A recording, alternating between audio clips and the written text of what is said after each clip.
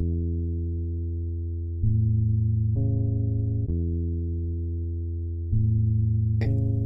préjugés des philosophes. La volonté du vrai qui nous égare encore dans bien des aventures, cette fameuse véracité dont jusqu'à présent tous les philosophes ont parlé avec vénération, que de problèmes cette volonté du vrai n'a-t-elle pas déjà soulevé pour nous? Que de problèmes singuliers, graves et dignes d'être posés. C'est toute une histoire, et malgré sa longueur, il semble qu'elle vient seulement de commencer.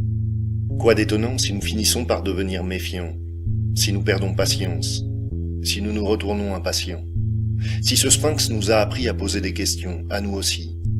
Qui est-ce au juste qui vient ici nous questionner? Quelle partie de nous-mêmes tend à la vérité? De fait, nous nous sommes longtemps arrêtés devant cette question, la raison de cette volonté, jusqu'à ce que nous ayons fini par demeurer en suspens devant une question plus fondamentale encore.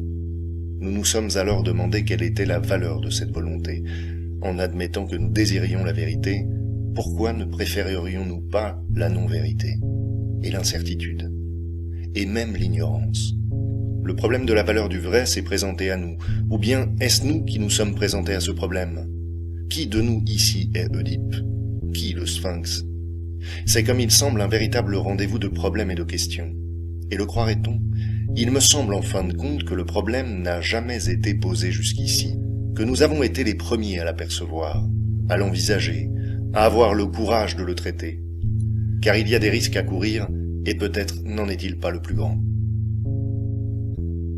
Il y a encore des observateurs assez naïfs pour croire qu'il existe des certitudes immédiates. Par exemple, je pense, ou comme ce fut la superstition de Schopenhauer, je veux. Comme si la connaissance parvenait à saisir son objet purement et simplement, sous forme de chose en soi. Comme s'il n'y avait altération ni du côté du sujet ni du côté de l'objet. Mais je répéterai 100 fois que la certitude immédiate, de même que la connaissance absolue, la chose en soi, renferme une contradiction in abjecto. Il faudrait enfin échapper à la magie fallacieuse des mots. C'est affaire du peuple de croire que la connaissance est le fait de connaître une chose jusqu'au bout. Le philosophe, cependant, doit se dire, ouvrez les guillemets, si je décompose le processus logique exprimé dans la phrase, je pense, j'obtiens une série d'affirmations hasardeuses dont le fondement est difficile, peut-être impossible à établir. Par exemple, que c'est moi qui pense, qu'il doit y avoir en général quelque chose qui pense, que penser est l'activité et l'effet d'un être, considéré comme cause, qu'il existe un moi, enfin qu'il a déjà été établi ce qu'il faut entendre par penser, c'est-à-dire que je sais ce que penser veut dire. Car si, à part moi, je n'étais pas déjà fixé à ce sujet, sur quoi devrais-je me régler pour savoir si ce qui arrive n'équivaudrait pas à vouloir ou à sentir? Bref, ce que je pense laisse prévoir que je compare mon état momentané à d'autres états que je connais en moi, pour établir de la sorte ce qu'il est. À cause de ce retour à un savoir d'origine différente, mon état ne me procure certainement pas une certitude immédiate. En lieu et place de cette certitude immédiate, à quoi le peuple croira peut-être dans le cas donné, le philosophe s'empare aussi d'une série de questions de métaphysique, véritables problèmes de conscience tels que ceux-ci. D'où est-ce que je tire le concept pensée? Pourquoi est-ce que je crois à la cause et à l'effet?